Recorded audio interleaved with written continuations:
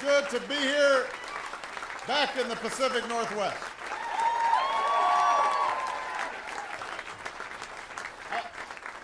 Everybody can have a seat. I'm going to be talking for a while. Let me start by just saying thank you to Peter for sharing his story. I love bookstores, so it was fun hearing how he's coming back, and we are very grateful to him and small business owners all across the country who every day are getting up and doing what's required to make payroll and support a lot of families out there. We also have somebody who's doing an outstanding job in public service. Your outstanding governor, Chris Gregoire, is in the house.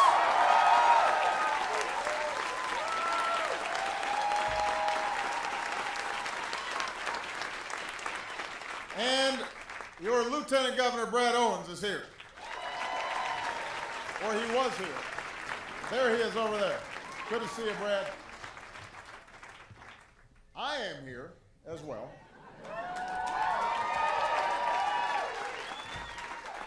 And I'm here because not only do I need your help, but I'm here because your country needs your help. You know, there are so many reasons why a lot of you worked hard, worked your hearts out in the 2008 campaign. It was not because my election was preordained. You know, electing Barack Hussein Obama was not like the odds-on favorite thing to happen. You didn't need a poll to know that could be tricky. You joined it because the campaign wasn't simply about me. It was because of a shared vision that we had about the kind of country we want for not just ourselves, but our kids and our grandkids. A vision that doesn't assume a few people doing really well at the top and then everybody else struggling to get by. It was a vision that was inclusive and bold and generous, and it says, here in America, everybody who works hard has a chance to get ahead, no matter where you come from, no matter what you look like. It's a vision that says we're greater together than we are on our own, and that when everybody gets a fair shot and everybody's doing their fair share and everybody's playing by the same set of rules, that's when America progresses. That's the vision that we share. That's the change we believed in. And we knew it wasn't going to be easy. We knew it wasn't going to come quickly. But think about what's happened over these last 3 years. With all the opposition that we've had, with all the challenges we faced, think about what's happened because of what you did in 2008. Think about what change looks like. The first bill I signed into law, a law that says women deserve an equal day's pay for an equal day's work so our daughters are treated the same as our sons. That's what change is.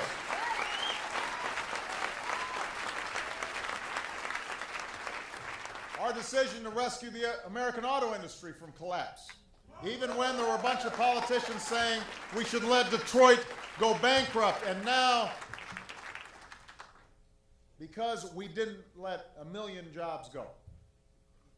Today, GM is back on top as the world's #1 automaker. It just reported the highest profits in its 100-year history, and with more than 200,000 new jobs created in the last 2.5 years, the American auto industry is back. That's what change is. That's what you did.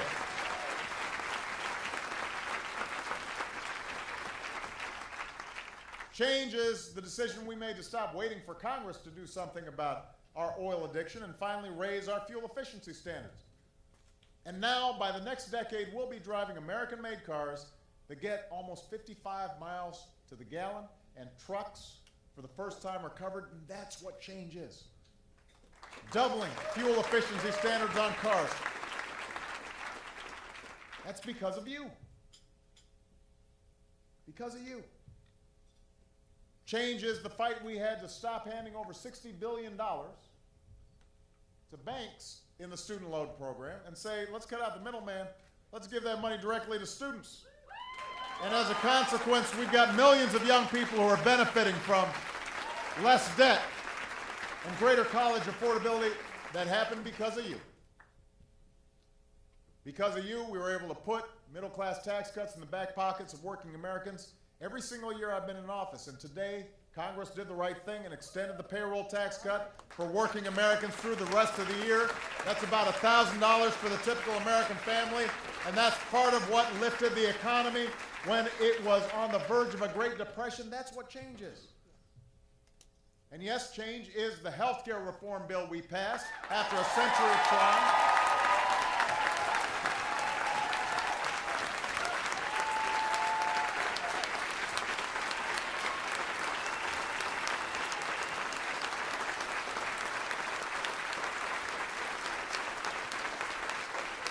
That's a reform that will finally ensure that in the United States of America, nobody goes broke because they get sick. And already 2.5 million young people have health insurance today because the law allows them to stay on their parents' plan. And because of this law, Americans no longer can be denied or dropped by their insurance companies when they need care the most. That's what changes. Changes the fact that for the first time in our history, it doesn't matter who you love, you can still serve the country you love. Because Don't Ask, Don't Tell is finally over.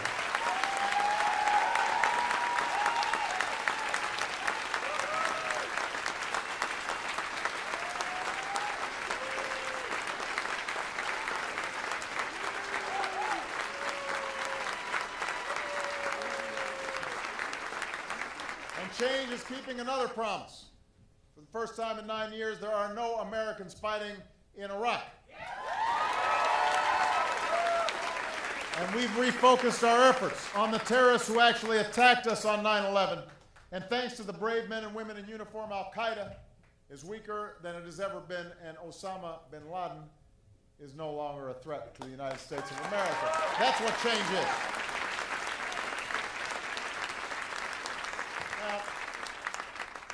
None of this change was easy.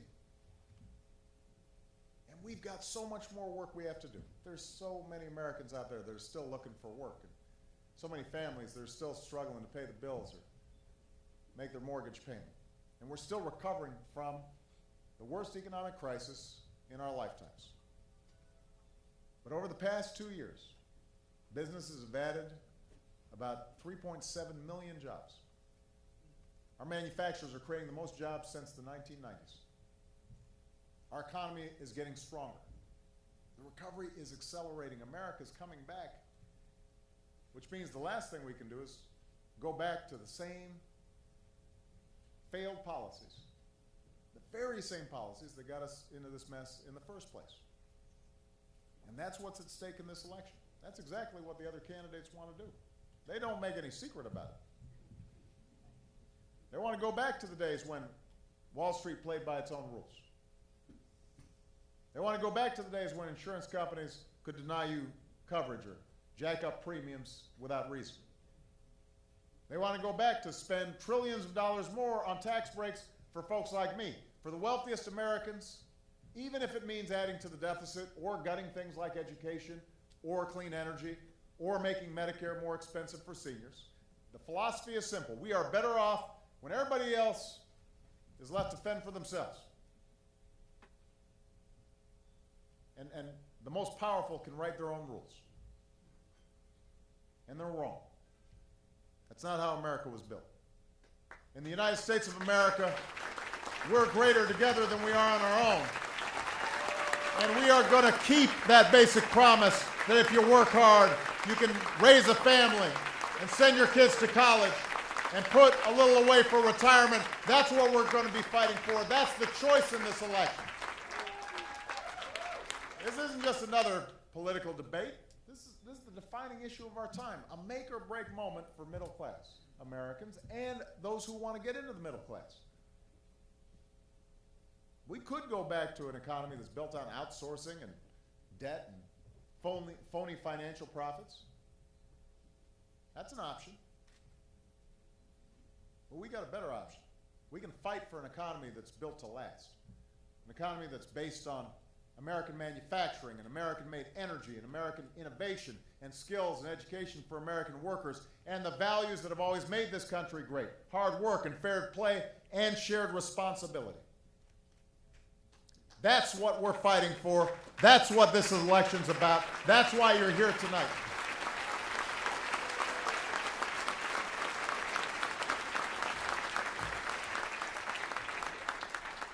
We need to make sure that the next generation of manufacturing companies like Boeing take root not in Asia, not in Europe, but in factories of Detroit and Pittsburgh and Cleveland, here in Washington State. I don't want this nation to just be known for buying and consuming. I want us to be known for building and selling products all around the world. And part of that means we've got to stop rewarding companies that ship jobs overseas and start rewarding companies that create jobs right here in the United States. We've got to change our tax code to incentivize investment here. It means we have to make our schools the envy of the world, which starts, by the way, with the man or woman in front of the classroom. Now, a good teacher can increase the lifetime earnings of a classroom by over $250,000. A great teacher offers a path for a child to go where their dreams might carry them, even if they're born into poverty, even if they've got tough circumstances. So I don't want to hear folks in Washington bashing teachers. I don't want to hear them defending the status quo. I want us to give schools the resources they need to hire good teachers and keep good teachers and reward the best teachers, and in return, I want to give schools the flexibility to teach with creativity and passion and still maintain accountability. Stop teaching the test, but still make sure that teachers are meeting high standards. And replace those who aren't helping our kids learn. That's what we're fighting for. That's a vision of America of shared responsibility. And when kids do graduate, I want them to be able to afford to go to college.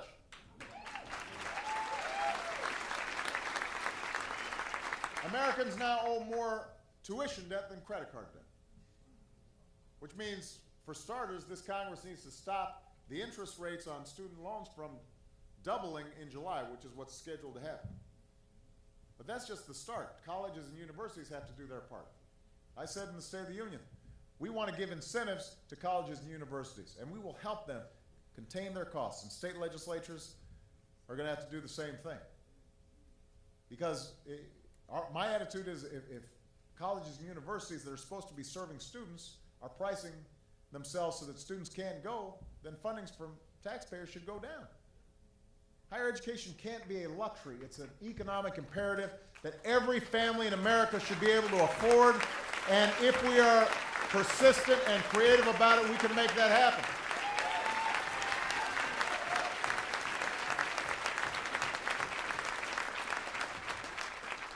An economy built to last is one where we support science and scientists and researchers that are making the next breakthroughs in clean energy right here in the United States of America. You know, we are a nation of inventors and tinkerers. We come up with new ideas and we try things that the world hasn't seen before. And that has to be an area where we are thinking not just about now, but we're thinking about tomorrow and the next generation. And nowhere is that truer than when it comes to energy. We've subsidized oil companies for nearly 100 years. It's time to end 100 years of taxpayer giveaways to an industry that's rarely been more profitable, so we can double down on the clean energy industry that has never been more promising in solar power and wind power and biofuels. That's good for our economy, it's good for our national security, and it is good for the planet. And that is part of what's at stake in this election.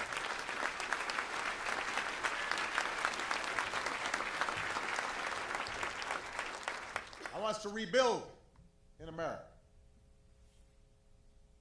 You know, I'm a chauvinist. I want America to have the best stuff. I don't want to go to China and see their airports better than ours. I don't want to go to Europe and see that they've got faster high-speed rail than we do. I want to give our businesses and our people the best access to newer roads and airports and the fastest railways and the best internet access. We should, and I've proposed this, let's take the money that we are no longer spending in Iraq, use half of that to pay down our debt, use the rest of it to do some nation building here at home. Let's put people to work here at home rebuilding this nation.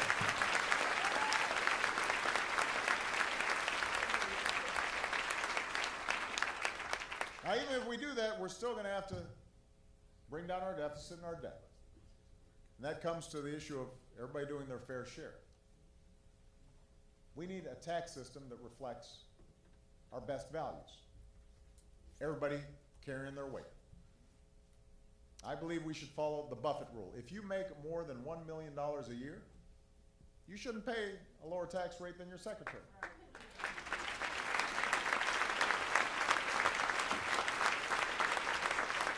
If, like 98% of Americans, you make $250,000 a year or less, your taxes don't need to go up right now, period.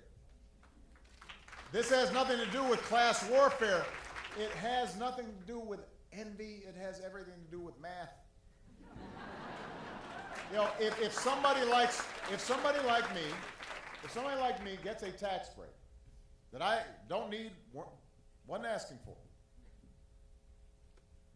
at a time when we're trying to get our fiscal house in order, then one of two things happens. Either that adds to our deficit, or alternatively, we've got to take something else away from somebody else. Maybe a student suddenly has to pay higher interest on their student loans. Or a senior's got to pay more for their Medicare. Or a homeless veteran doesn't get the support that they need. Or a family doesn't have the opportunity to get the kind of job training they need to adapt in this changing economy. Those are the choices. And the notion that we would ask sacrifice from folks who are already struggling in order to protect folks who have never been better off. That's not who we are. Every one of us, we're here because somebody else, somewhere, was looking out for us and looking out for the country, taking responsibility for the future, made an investment in us. I don't care how successful you are. You didn't do it just on your own. And here in America, our story has never been about what we do just on our own. It's about what we do together. Yes, we are rugged individualists, and we expect everybody to carry their weight and work hard and take responsibility for yourself and your family. But we also recognize that for all of us to succeed, we have to have an investment in each other's success. We won't win the competition for new jobs and new businesses and middle-class security if we just respond to the same economic challenges with the same old you're-on-your-own economics. It doesn't work. We've tried it. We didn't work in the Depression. It didn't work in the last decade. It won't work now. So if we're going to build an economy that's built to last, we've got to have a stake in each other's success, and we've got to think about the future. And think about it. This thing everybody here understands instinctually. You know, if we attract an outstanding teacher to the profession by giving teachers the pay they deserve and the training and professional development they deserve, and that teacher goes on to educate the next Bill Gates, we all benefit. If we provide faster internet to a rural part of Washington, and suddenly that store owner can sell his or her goods around the world, that makes everybody better off here in the state of Washington and in the United States. If we build a new bridge that saves a shipping company time or money, workers and customers everywhere are going to be better off. will be more competitive. And this idea is not a Democratic idea or a Republican idea.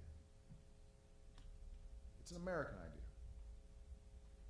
Now, the first Republican president, Abraham Lincoln, he launched the Transcontinental Railroad, the National Academy of Science, the first land-grant colleges in the middle of a Civil War, because he understood that for us to succeed, we've got to invest in the future.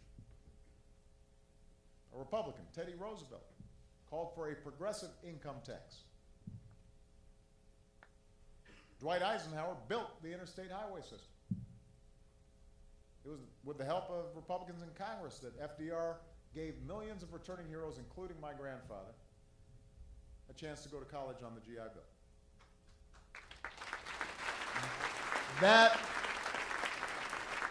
That spirit of common purpose, that's still at the heart of the American experience. It still exists today. Maybe not in Washington. But as I travel around the country, I know it's there. You hear it, you see it. It's there when you talk to folks in Main Street or in town halls. Certainly there when you talk to members of our armed forces. When you talk to somebody who's out there coaching Little League or in their place of worship, volunteering, helping people that are less fortunate. Our politics sometimes seems just so divided, almost irrational. And obviously, you know, that gets a lot of attention because conflict sells newspapers or attracts viewers. But most Americans understand, you know, for all our differences, what binds us together is more important. No matter who we are, black, white, Latino, Asian, Native American, gay, straight, rich, poor, disabled, or not, we rise and fall as one nation and as one people. And that's what this election's about. It's been a tough 3 years. And the change we fought for in 2008 didn't always come fast and it didn't always come easy. And after all that's happened in Washington and all the noise and sound and fury, I know it's tempting sometimes to believe, well, maybe the vision we had is beyond our grasp. But I remind all of you, those of you who were involved in 2008, or even those of you who were just casual observers at the time, I said, big change, real change is hard. It takes time. It takes more than a single term. It may take more than a single president. It takes ordinary citizens who are committed to fighting and pushing and inching this country day by day, week by week, month by month, year by year, towards our highest ideals. And I told you then, I may not be a perfect man and I will never be a perfect president, but I pledged that I would always tell you what I thought and where I stood, and I would wake up every single day fighting for you as hard as I know how. And I have kept that promise. I have kept that promise. That promise I've kept, and if you're willing to push with me through all the obstacles and keep reaching for that vision of a better America, then change will come. Thank you very much, everybody. God bless you. God bless America.